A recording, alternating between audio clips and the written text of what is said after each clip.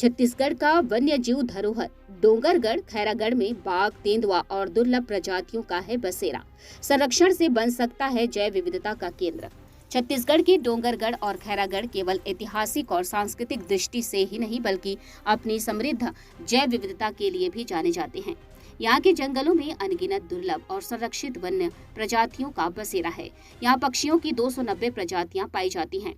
हाल ही में हुए एक विस्तृत अध्ययन ने इस क्षेत्र की वन्य जीव समृद्ध संपदा को उजागर किया है, जिससे यह स्पष्ट होता है कि यदि सही दिशा में प्रयास किए जाएं, तो यह क्षेत्र जैव विविधता संरक्षण का एक महत्वपूर्ण केंद्र बन सकता है। हाल ही में एम्बिएंट साइंस नामक वैज्ञानिक जर्नल में प्रकाशित एक शोध में यहाँ की अद्भुत जैव विविधता देखने को मिली है। अध्ययन में कुल 35 स्तनधारी प्रजातियों की पहचान की गई। इनमें कई दुर्लभ और संकटग्रस्त प्रजातियां शामिल हैं। बाघ, तेंदुआ और भारतीय पैंगोलिन जैसे वन्य जीवों की मौजूदगी खैरागढ़ और डोंगरगढ़ के जंगलों में दर्ज की गई है, जबकि खतरों में शामिल कुछ प्रजातियां जैसे भालू, चौसिंघा यहाँ नियमित रूप से पाए जाते हैं।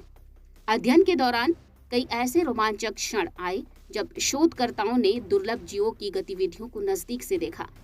इस शोध में प्रकृति शोध और संरक्षण वेलफेयर सोसाइटी के प्रतीक ठाकुर और डॉक्टर दानिश सिन्हा के साथ छत्तीसगढ़ के मशहूर ऑर्निथोलॉजिस्ट एम के भरोस और पक्षी प्रेमी और वर्तमान में सीईओ जिला पंचायत कुंडागांव में पदस्थ अविनाश भोई शामिल रहे। शोधकर्ताओं ने बताया यहाँ के जंगलों में बाघों की उपस्थिति के प्रमाण 2020 से आज तक मिल रहे हैं। बाघ के यहाँ स्थायी निवास के दावे भी किए जा रहे हैं। इस पर गहन अध्ययन की जरूरत है। इस इलाके की वन्य जीव संपदा इतनी अद्भुत है, उतनी ही चुनौतियों से भी घिरी हुई है। जंगलों का कटाव, खेती का बढ़ता दायरा और अवैध शिकार जैसी समस्याएं इन जीवों के अस्तित्व के लिए खतरा बन रही हैं। स्लॉथ, बियर, पैंगोलिन, शाल, खपरी, हिरण और तेंदुए जैसे प्रजातियों के साथ मानव वन्य जीव संघर्ष की घटनाएं बढ़ रही हैं।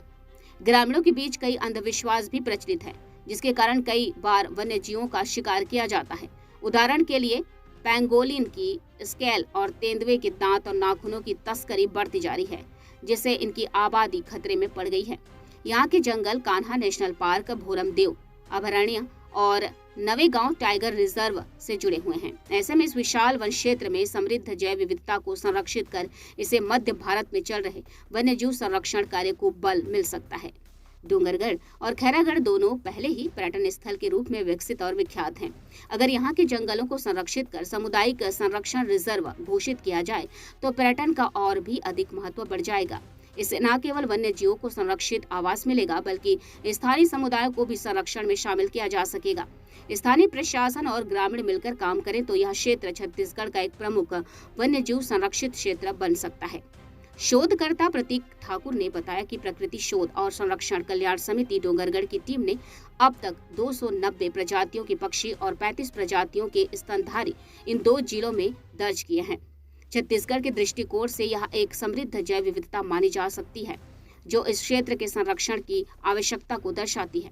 डोंगरगढ़ खैरागढ़ वन क्षेत्र को एक सामुदायिक संरक्षण के साथ इको टूरिज्म का केंद्र बनाने की जरूरत है।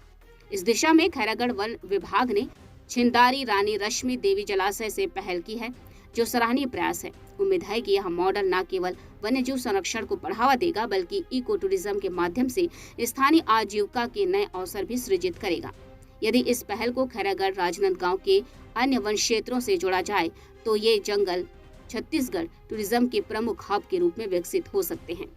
इससे न केवल जैव विविधता की सुरक्षा होगी, बल्कि पर्यटन को भी एक नई दिशा मिलेगी।